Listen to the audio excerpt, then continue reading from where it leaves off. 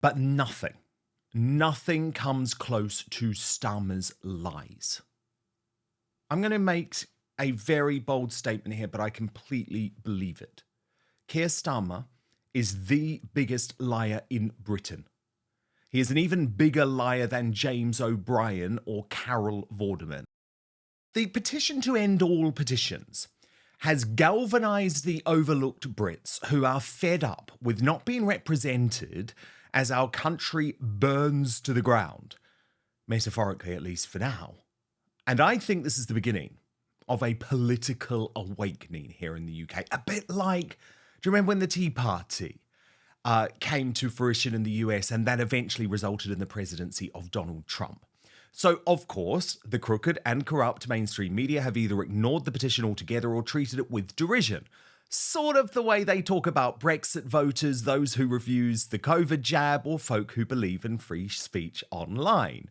As Stephen Barrett wrote on X, it doesn't matter if they cover it or not, we see. Sly News at least did find the publican, Michael Westwood, who started this historic populist revolt. I did it basically to try and give the people a bit of a voice and express how, in my opinion, the general public are feeling at the moment about the way the situation is. They've got a mandate, though, haven't they? I mean, they swept the board, really. They have swept the board, but the promises before they come in was that they had all the figures figured out and wasn't going to touch people's taxes. And what they've done is the complete opposite, in my opinion. But do you not think that when people voted on the 4th of July, what they were doing was giving the Labour Party, now the Labour government, a full 5 years to be able to do what they were promising? Yeah, I do agree to that. But what they promised and what they're delivering is, in my opinion, is a different thing altogether. And of course it is. They haven't promised anything. They delivered, Kay Burley. So, of course, yesterday, the cretins at Woke ITV with Slippery Starmer literally on their sofa decided to use the petition to make a point about Nigel Farage's apparent unpopularity, rather than the historic lows this hated Prime Minister has slumped to. But are you now feeling the pressure? Because I think there's a petition that's currently Your approval online ratings have dropped. 1.9 people who want the election to go again. It's now Is over it 2 million now? It's now just over 2 million. Do you feel the pressure? Look, I remind myself that very many people didn't vote Labour at the last election. I'm not surprised that many of them want a rerun. That isn't how our system works. There will be plenty of people who didn't want us in the first place. So, look, what I focus on is the decisions that I have to make every day. And it's a bit like opposition. Surely you want us, the public, to trust you, to like you, to think he's the man for the job, he's doing what he needs to do. Your approval rating is lower than Nigel Farage's right now, which, even saying it to the Prime Minister of the country I live in, that I pay tax in, to say your approval rate is lower than Nigel Farage, that's disappointing. Whoever I support. The thing is, if you make your mind up, as I have done, that we're going to do the difficult things first, then I think it's inevitable that people do feel they're difficult decisions. I mean, I understand that. What the hell is Andy Peters on? Maybe he should go back to the competitions. Nigel Farage is literally the most popular politician in the country. That isn't an opinion. It's backed up by multiple opinion polls. As Farage ally, Alex Phillips, a good friend of this show, posted on X. And what exactly are you trying to make of this, Andy Peters? The approval ratings of Nigel Farage are the highest of all UK political leaders. Your snide, snaring discomfort at this is so 2016. Get with the programme. But they won't. They won't get with the programme, Alex, which is why they're horrified that a great like Michael Caine weighed in to back the petition. Can you believe that? And let's just be clear, there are too many reasons to list as to why folks should hate two-tier Keir, who is literally destroying our country in front of our very eyes. There's the creation of political prisoners like Tommy Robinson and the destruction of free speech, as embarrassingly highlighted on a constant basis by Elon Musk on X. There's the illegal invasion of our country via the southern border, which means that even our protected swans Can you believe this? Our protected swans no longer safe from the hands of illegals, as we saw from this scene in Winsford Marina in Cheshire. Then there's the suicides of farmers. Crossing over to it later. You don't want to miss this one. Yesterday on the show, our reporter Anna Riley spoke to the Reverend Caroline Cornerstone at Selby Livestock Market. And this is part of the fascinating interview which took us all by surprise. Listen to what the Reverend had to say. We are helping families cope with suicides of farmers. Yeah. 5 suicides in the last 10 to 12 days. It's hard, it's tough, but that's what my function is here as the chaplain to the market. That's an extraordinary figure. 5 in the last 10 days. Yeah, amazing. That is quite frightening, isn't it? There's also the lies about the non-existent climate emergency that is going to plunge us into bankruptcy thanks to that complete madman, Ed Miliband. But nothing comes close to Starmer's lies. I'm going to make a very bold statement here, but I completely believe it. Keir Starmer is the biggest liar in Britain.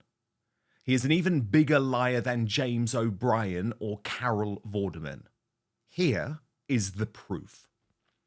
I want to pay tribute to Jeremy Corbyn, who's a friend as well as a colleague. You wouldn't call Jeremy Corbyn a friend? No. We have to make the case for freedom of movement.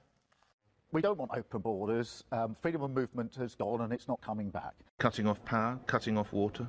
Well, I think that Israel does have that right. I was not saying that Israel had the right to cut off water, food, fuel or medicine. Wounded by the media, the Sun in this city, a hurt for this city.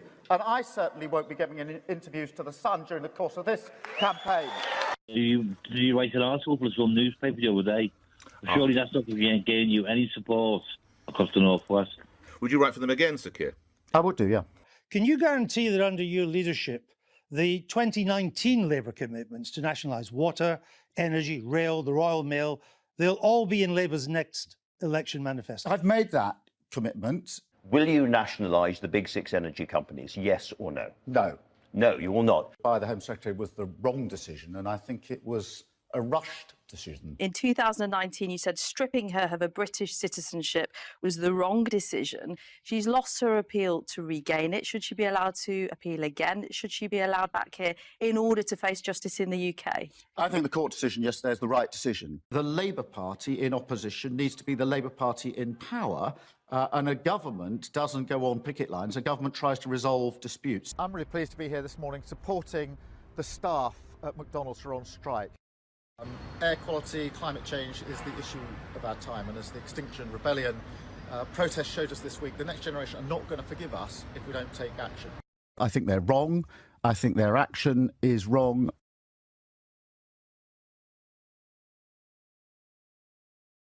You have to choose now between Davos or Westminster. Davos. Why? Because Westminster is too constrained. And, you know, it's closed and we're not having meaning. Once you get out of Westminster, whether it's Davos or anywhere else, you actually engage with people. Any Prime Minister who lies more than he tells the truth and admits that he prefers Davos to Westminster is not fit to govern our once great United Kingdom. And that's what the petition is going to show the world. And now, my superstar panel.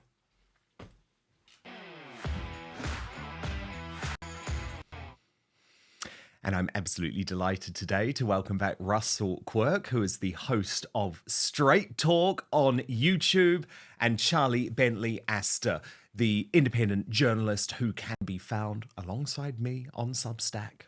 It's where you've got to go these days to get your unfiltered news that the mainstream media doesn't provide you. So, Russell, the petition, are you surprised that the mainstream media are either ignoring it or trying to deride it? No, because of course the majority of the mainstream media are left-leaning and support Keir Starmer, as hapless as he is.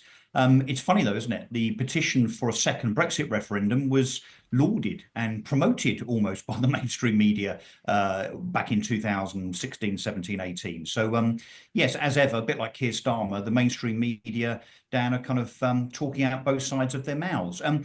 A lot of people, of course, as commentators have said, look, what's the point of this? You can't force a general election. And look, no one's an idiot here. We all know that that is the case. But I think this is a message that the people of Britain are sending.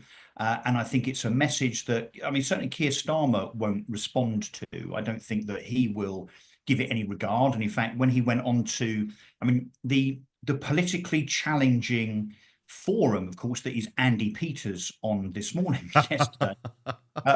It kind of went over his head and in a very kind of psychotic kind of way, in my opinion. He just kind of dismissed it and he had no real conscience about it. But I think those that will think that this is a bit of an issue will particularly be Labour staffers and indeed Labour backbench MPs, particularly those that, even though they won in the general election of July, didn't win with huge majorities. And they're now going to start seeing by-election seats tumble. We're already seeing that. And it won't be long before, over the next year or two, those backbenchers that are worried about their 90k a year and their expenses and their palatial offices and all the trappings of Westminster, they'll start to be very, very concerned, I think, about working for and being associated with undoubtedly the most unpopular Prime Minister that Britain has ever seen. Yeah, indeed. I mean, I was speaking to someone the other day, a big Conservative Party donor actually, who said that they predict, and obviously some people say this is hyperbole, we don't want to get to this situation, but they predict that Keir Starmer will be the first Prime Minister airlifted out of Downing Street for his own safety. I love the holidays. It's my favourite time of year in so many ways, but I can find it to be very demanding, going to all the events, dinners, looking for gifts and planning the day itself. Every year I tend to burn out quicker than the last, and it might have something to do with getting older. But this year I don't plan to burn out at all. Getting older is inevitable, but feeling older isn't. As we get older, our body's ability to create energy declines, but recent scientific discoveries have found we can actually increase our energy levels in our cells by taking something called NMN. Now, NMN has been shown to increase energy and endurance, activate our body's ability to burn fat, enhance mental function and health, improve blood pressure, regulate blood sugar levels, and support many other health markers. Finding high-quality pure NMN is hard, though, and that's why I use Verso. They conduct third-party testing for each batch produced to guarantee you get what you paid for. It contains the highest quality of NMN and other research-backed ingredients too that have been shown to increase energy levels and slow down aging. I've taken it for some time. I feel like a younger version of me, more energy, enhanced endurance, improved cognition, fat loss, better sleep, and when I do get a cold, which happens at this time of year, I recover so much faster. So click on the link in the description on YouTube and Rumble, or head on over to Verso, which is buy.ver.so, and use the coupon code Outspoken at checkout. I'm just going to repeat that address for you: www.buy.ver.so/outspoken. Use the coupon code Outspoken for that 15% discount. You can find the link as well in the show notes below this video or on screen now. But back to the show. Now, Charlie, I saw, great to have you on the show, by the way. Thank you so much for being here for the first time. And I saw Good to be here. during the digest when Andy Peters made that comment about Nigel Farage being unpopular. You were so shocked. Yeah, well, I want to debunk the Labour majority, because actually, if you look at the statistics, for a party vote share wise who has won a general election, there has never been a more unpopular party. I think Labour got something like 33%. Well, the smallest majority for a winning party in history is 34. So actually the worst performing winning party in history. And that's being borne out in this petition. Indeed, indeed.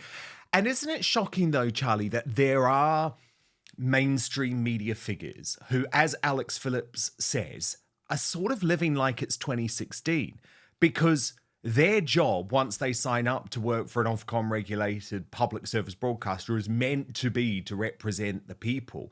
Yet they talk about Nigel Farage as if he's some sort of fringe figure who is hated by the population, rather than actually someone who a lot of political strategists and even the bookies now think has a strong chance of being the next Prime Minister of the UK. Exactly. They underestimate him at their peril, as the last election showed. You know, if we had proportional representation, Reform would be the third largest party in Parliament, or other than the Lib Dems. And so, yeah, the underestimation is what the establishment have got to watch out for. The mainstream media not covering this, or sort of thinking it's a kind of the right-wing pundits who are sort of coming out and go, oh, you guys are hypocrites because, you know, you saying there's not going to be another referendum, but you want another election. And it's like, no, that's like Russell said, everyone knows we're not having another election, but it's about sending a message, to quote the Joker from Batman. Yeah. It's about sending a message. And I'll leave it at that. Well, the thing is, he can keep laughing us off, Russell, for as long as he wants, can't he? But at the end of the day, as you point out, eventually the pressure on Starmer will come from his own party. It will, and actually, I mean, I can't obviously speak on behalf of Nigel Farage, but I should think that his superpower now, Nigel Farage, apart from his oratory skills, which of course are well documented, his superpower will be to be underestimated. Dan. I suspect Nigel Farage wants to be underestimated, but you know, you've only got to look at what is already happening in terms of Reform's polling figures, how they're performing in by-elections. That's only going to get better and better, I suspect, for Reform. Because the other ingredient here, of course, is the fact that, look, we now have a new Conservative leader in Kemi Badenoch, who, look, I wasn't violently opposed to, if you like. I thought she was certainly going to be better than a Tom Tugendhat or a Mel Stride, frankly. Not hard. But not hard, low bar. But I'm afraid Kemi, I think, and I saw her speak at the farmers' protest last week. She was on stage, and I've found Kemi so far, and I know she's only 2 or 3 weeks in, very, very uninspiring. I think she's been awful. She's had a very awful. A very weak start. So what does that translate to in terms of Conservative voters, Conservative members, Conservative councillors? I think that we're going to see another 3 or 4 years of lacklustre non-conservatism from the Conservatives. We're going to see defections, and all it's doing is playing into the hands of Nigel Farage and Reform. Indeed, because it's going to be a huge upset in 4 years' time. A huge upset. Yeah, I think so. I honestly think so. Because the thing is, Charlie, Kemi Badenoch had a chance to do things differently. In fact, she wants to do things in the same way. And that just ain't going to fly. It's not going to fly. That's why I backed Robert Jenrick. So what do you think of her performance so far?